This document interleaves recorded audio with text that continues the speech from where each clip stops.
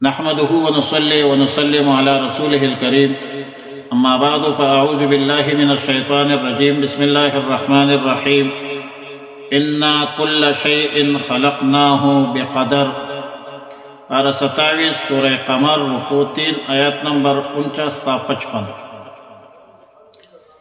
انا كل شيء خلقناه بقدر. قدر کا لغوی معنی ہے اندازہ اور کسی چیز کو حکمت و مصلحت کے موافق بنانا. آیت مذکورہ میں لغوی معنی بھی مراد ہو سکتی ہے کہ اللہ تعالی نے ہر نوع، ہر جنس، ہر صنف کی تمام مخلوقات کو ایک حاکمانہ انداز سے بنایا ہے. چھوٹا ہے، بڑا ہے، مذکر ہے، مؤنث ہے، مختلف ہیئت و شکل و صورت انسانوں کی ہے، حیوانات کی ہے، نباتات کی ہے، جمادات کی ہے، وغیرہ وغیرہ. اور ہر قسم کے مخلوق کے ہر فرد کو حاکمانہ انداز سے پیدا فرمایا ہے. صرف انسان کی انگلیوں کو دیکھ لیجئے کہ یہ انگلیاں آپس میں یکساں نہیں ہے. خدا پنج و انگوش برابر نہ کر دو. اس طرح ایک ایک اندام پر اگر غور کیا جائے تو کاغذ ختم ہو جائے گی، عمر گزر جائے گی، لیکن یہ غور و فکر ختم نہیں ہوگی. کیا کہا تھا سعدی نے؟ دفتر تمام و گشت و بفایا رسید عمر، ما ہم چنا در اول وصفیت ماندہ ایم، ما ہر کی خواندہ ایم فراموش کردہ ایم، اللہ حدیث یار کے تکرار میں کنم.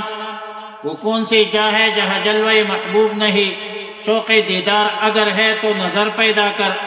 قدر کا اصطلاحی معنی تقدیر الہی ہے. اکثر مفسرین نے روایات کے اساس پر اس آیت میں قدر کا معنی تقدیر الہی مراد لیا ہے.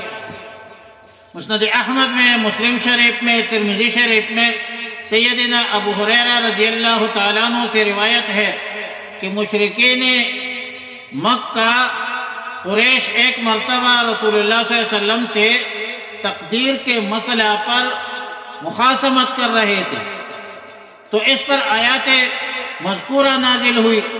تو اس معنی کے اعتبار سے آیات کا مطلب یہ ہوگا کہ ہم نے تمام عالم کو، پورے عالم کو اور پورے عالم کے ایک ایک چیز کو اپنے تقدیر ازلی کے مطابق بنایا ہے.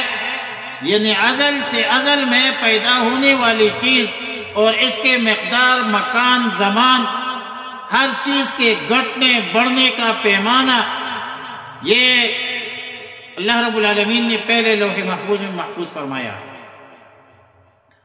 باقی تقدیر کا مسئلہ اسلام کا قطعی عقیدہ ہے. انکار کی صورت میں کفر لازم آتا ہے اور تعویل کی صورت میں فسق لازم آتا ہے. ابو داؤد شریف کی روایت میں ہے، سیدنا عبداللہ بن مسعود اور سیدنا عبداللہ بن عمر رضی اللہ تعالیٰ عنہما سے روایت ہے کہ رسول اللہ صلی اللہ علیہ وسلم نے فرمایا کہ ہر امت میں کچھ لوگ مجوسی ہوتے ہیں. امت محمد عربی صلی اللہ علیہ وسلم کے مجوسی وہ لوگ ہیں جو تقدیر کا انکار کرتے ہیں.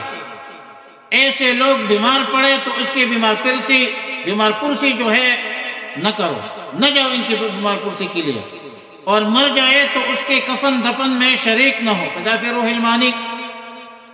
وعلی کل حال اللہ تعالیٰ نے ہر چیز کو ایک اندازے کے مطابق پیدا فرمایا ہے.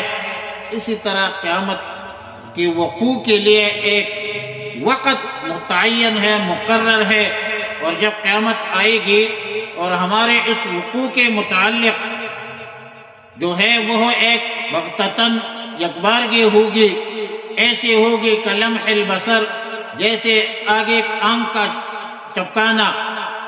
وَلَقَدْ أَهْلَكْنَا أَشْيَاعَكُمْ. اشیاء جمع ہے شیعہ کی، جس کا معنی ہے متبع، پیروکار. مراد وہ لوگ ہیں جو ان کے متبع ہے یا ان کے مثل ہے. آیات کا معنی یہ ہے کہ ہم نے تمہارے ہم طریقہ کو اپنے عذاب سے ہلاک کر دیا ہے اور ہلاک کر چکے ہیں۔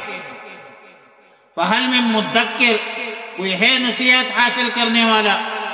وکل شیء، یہ لوگ جو بھی کچھ کرتے ہیں سب اللہ کو معلوم ہے، سب کچھ عمل ناموں میں درج ہے، ہر چھوٹا عمل، ہر بڑا عمل، اور بروز قیامت جو ہے یہ سب چیزیں ظاہر ہو جائیں گی۔ وَمَن يَعْمَلْ مِثْقَالَ ذَرَّةٍ خَيْرًا يَرَهُ وَمَن يَعْمَلْ مِثْقَالَ ذَرَّةٍ شَرًّا يَرَهُ، جس نے خیر کا عمل کیا ہے وہ بھی سامنے آئے گی، جس نے شر کا عمل کیا ہے وہ بھی سامنے آئے گی، دکھایا جائے گا۔ لیکن متقین جو لوگ ہیں، مومنین صالحین ہیں، پرہیزگار ہیں، وہ جنت کے باغوں میں ہوں گے، وہ جنت کے نہروں میں ہوں گے، فی مقعد صدق عند ملیک مقتدر، یہ ایک عمدہ مقام پر ہوں گے اور قدرت والے بادشاہ کے پاس یہ ہوں گے، اور اللہ کی دیدار اس کو مقدر اور نصیب ہوگی، اور یہ بھی بہت بڑی کامیابی ہے۔